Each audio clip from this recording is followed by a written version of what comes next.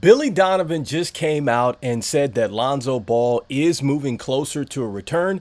And he also said that he's looking forward to seeing Lonzo Ball and Josh Giddey on the court together. We'll be talking about if this is a good situation for the Chicago Bulls or if this could, in fact, hurt the growth of the young Chicago Bulls. This is your host, Rico Greenhowe, and this is another episode of Bulls Digest. Before we go ahead and jump into it, wanted to let you guys know that 77.6% of you guys that watch the videos are not subscribed to the channel. Make sure you hit that subscribe button so you can stay up to date with the latest news and happenings around your Chicago Bulls. It would mean a lot, guys, as we try to get to 5,000 subscribers before the start of the season, guys. And so, with that being said, let's go ahead and jump into the hot topic of the day, and that is what Billy Donovan had to say on Cyrus Radio. He was doing an interview up at the NBA Summer League, and he starts to talk about Lonzo Ball here, guys. And look, there is a lot of questions now that I have after seeing these comments and listening to this interview, but let's go and look exactly at what Billy Donovan had to say here. So look, he says, hopefully we can get Lonzo back. He's moving closer. Look, everyone enjoys playing with this guy. I think the same can be said about Josh. Billy Donovan sees similarities with Josh Giddey and Lonzo Ball. All right, guys, so there is a lot to unpack here. Okay, so first and foremost, we get another update about Lonzo Ball, which it looks like he is trending in the right direction. And if I'm not mistaken, he is expected to be in 5-on-5 action, I believe, this month. So I think that that is the first key takeaway from what Billy Donovan had to say. Next, this is where we get into a little bit of questioning, guys. All right, and so if he's saying that Lonzo is trending in the right direction, all right, and then he's saying that he is similar to Josh Giddey, this leads me to believe that Billy Donovan is envisioning lineups or a starting lineup with Lonzo Ball and Josh Giddey, all right? And so the number one question that I have about that is ego, okay? Because Josh Giddey left OKC, or one of the reasons why he was okay leaving OKC was the fact that him and Shai Gilgeous-Alexander, they were both, you know, kind of doing essentially the same thing, except for Shai Gilgeous-Alexander is a better shooter, and obviously he's more ferocious at getting to the basket than Josh Giddey, but it essentially turned Josh Giddey into a standstill jump shooter. And as we saw in that Dallas Mavericks series, guys, it didn't go very well, okay? And I think that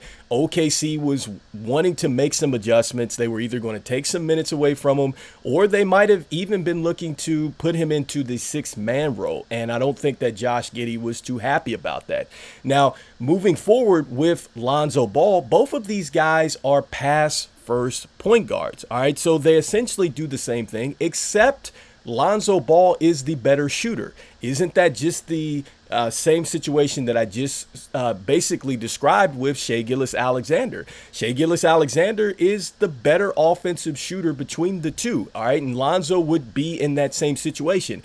And this is hypothetically saying that Lonzo Ball is going to come back and be at an all-star level or close to that, all right? So he's still able to knock down shots. That's going to put Josh Giddey in situations now where there's going to be offenses where he's going to be the standstill shooter, and that's not a good look. And I question, how can Josh Giddey and Lonzo Ball coexist? All right, so that's the number one question I have about what Billy Donovan had to say. Next, guys, all right, this leads me to another point. If Lonzo Ball is trending in the right direction, and let's say that he, again, is at an all-star level or he's close to that, we have some questions as far as what is going to happen to some of our younger players that have shown some promise. Like starting with Matas Buzelis, guys. I think that a lot of us who have watched the Summer League and have been looking at Matas Buzelis closely can see that this guy is he's the guy, all right? And I don't know if you're going to be able to necessarily just bring him off the bench because he's looked that good. And honestly, guys, I think outside of Logo Reed Shepherd from Houston, I call him Logo Reed because he's been hitting from the logo. Look, Modest Buzelis has shown that he might actually be the best rookie in the class this year. I know it's very early. I know it's the Summer League, but man, he's looked very, very good. And so, you know, not just Modest Buzelis that we're thinking about here, but what about Julian Phillips? What about Dalen Terry? Like, what about guys that have shown some promise that we know we need to get some minutes to? Like, that could be an issue right there if Lonzo Ball is still on this team at this point in time. And that further kind of piggybacks off what I was talking about yesterday, guys, and that is the whole situation with Vooch and, well, Zach LaVine, right? They're still on the roster as well. So look, we would have 3 All-Stars still on the roster, guys, and we still have some youth that, honestly speaking, the only way they're going to get better and they're going to get to their max potential is they're going to have to play. And like it says here in the tweet, you know, these veterans are going to go ahead and block some playing time for young players in Chicago, which that could be tough, you know, for our young movement, our youth movement, I should say. So next, guys, you know, another question that we are going to have to ask ourselves, and this is really to that theory out there that the Chicago Bulls are tanking. How would we be tanking if we have 3 All-Stars on the roster that, well, look, if they're looking as good as they've looked before in the past, it's going to be hard for the Chicago Bulls to really lose and be in a tanking situation. All right, so follow me here. Look, with Lonzo Ball, let's say that, again, he comes back and he's somewhat himself out there, all right? Then he's going to definitely get us some wins, all right, because of his IQ at the point guard position, the way he gets the offense into a quicker pace, which is one of the reasons why Billy Donovan is excited to get Lonzo back. It essentially is saying, like, look, we are basically running it back minus DeMar DeRozan, right? LaVine, you get him back. What did AK say? AK was like, look, he's healthy and he thinks that he can help this young group win games and grow. So LaVine is here for right now. There's no trade out there for him. He did say, look, everything's on the table. But now you have LaVine out there. You have Alonzo out there. They're going to be in the starting lineup. And then you have Vooch, right? Vooch is not going anywhere that we know of either, right? There's no trades for him.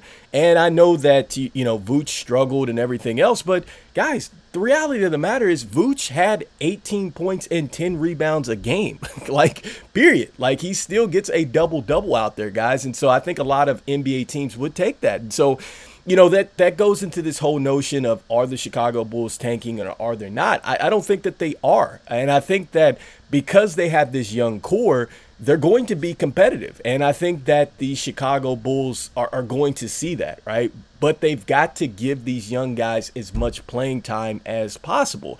All right. And so, you know, really, guys, that leads us to, you know, I guess the questions now is that, you know, do you feel like the Chicago Bulls essentially are just running it back minus DeMar DeRozan and now they have this youth movement? Do you feel like, you know, with Lonzo coming back, he is going to take away, you know, some minutes from, you know, Modest Buzelis and some of the younger players that I've mentioned? Like, you know, do these players get in the way?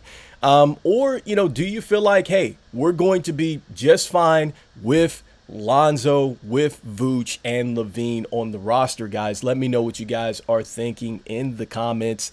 As usual, I mean, even though we have not made decisions on players that we should have literally made decisions on a year ago, right? I'm still saying go Bulls, and I'll see you guys on the next one. Peace.